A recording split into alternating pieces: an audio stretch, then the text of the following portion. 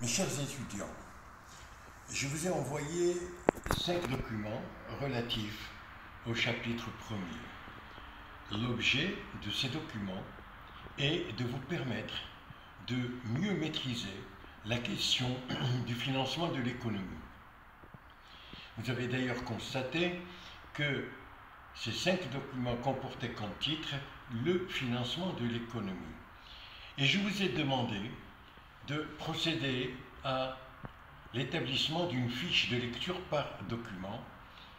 J'ai reçu alors un certain nombre de messages me demandant des éclaircissements à ce sujet.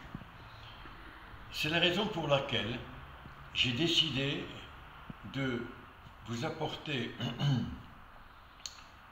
un certain nombre d'éclaircissements vous permettant de mieux travailler, éclaircissements d'ordre méthodologique. Document 1. Ce document traite 6 points. Le premier point concerne la définition du financement de l'économie. Il vous appartient alors de préciser sur votre fiche définition du financement de l'économie et détermination du rôle des agents à capacité de financement et des agents à besoin de financement. Le second point concerne les modalités de financement des agents économiques. Ce document reprend l'idée selon laquelle ce financement peut être interne par le biais d'un autofinancement ou externe, et dans ce cas, il peut être direct ou indirect. Le troisième point concerne la distinction à faire entre le financement monétaire et le financement non monétaire. Le quatrième point concerne les modalités de financement des entreprises, financement qui peut se réaliser soit par autofinancement, soit par appel à des capitaux externes, soit par endettement.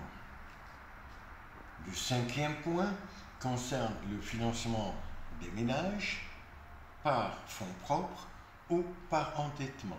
Et enfin, le financement de l'État, soit par fonds propres, par endettement ou par émission de bons du Trésor.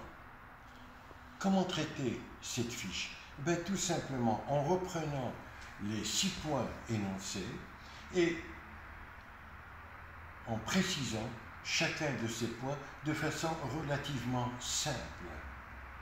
Vous constaterez alors que ces éléments-là viennent conforter, viennent appuyer l'ensemble des éléments précisés lors du cours. Le document 2.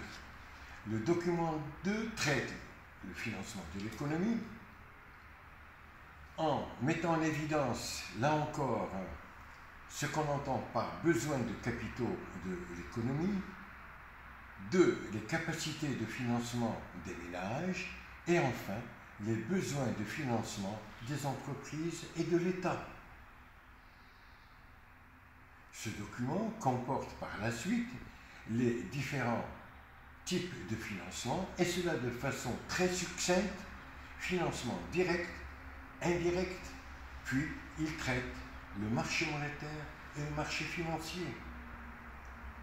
Le troisième point apporte un éclairage sur ce qu'on entend par économie d'endettement et économie de marché financier. Troisième document reprécise ce qu'on entend par agent à capacité de financement et agent à besoin de financement, ainsi que le rôle des différentes institutions qui interviennent dans le financement de l'économie. Le document 4 amène un éclairage sur le rôle du marché financier dans le financement de l'économie. Pour ce faire, il traite de façon générale les différentes modalités de financement de l'économie et par la suite le rôle du marché financiers. Le document 5 apporte une réponse sur les modalités du financement de l'économie. Encore une fois, financement direct, financement intermédiaire. Comme il précise l'évolution du financement de l'économie, et il apporte un éclairage sur l'économie d'endettement jusqu'aux années 80 et puis l'économie de marché financier depuis les années 80. Comment établir ces fiches de lecture? Tout simplement en reprenant de façon succincte l'ensemble de ces points. Cela devrait vous permettre d'enrichir le travail que je vous ai demandé, à savoir l'impact des 3D sur le pouvoir de la Banque centrale. Je vous remercie.